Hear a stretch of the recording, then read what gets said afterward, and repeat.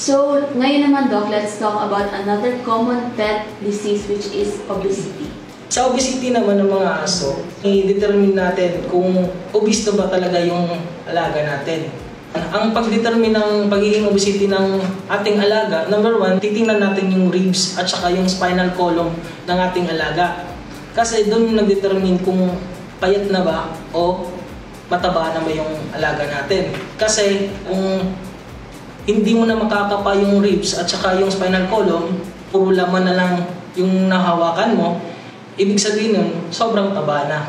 Ang mga sakit na nakukuha sa pagiging obese ng alaga natin, number one, yun, sa sobrang pagkain ng protein, ang natatamaan yung kidney at saka yung liver nila. Kasi extra protein na yun eh.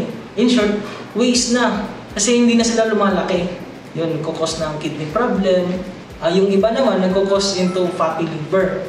Yun ang kadalasan na sakit ng obesity. Yung yung klaseng dog food din na ipapakain sa kanila. Kasi may mga dog food kasi na akala mo okay lang kasi sarap na sarap yung mga alaga natin pero hindi pala. Kaya kailangan natin pumunta ng vet para itanong kung anong klase o anong dapat na ipakain sa alaga natin.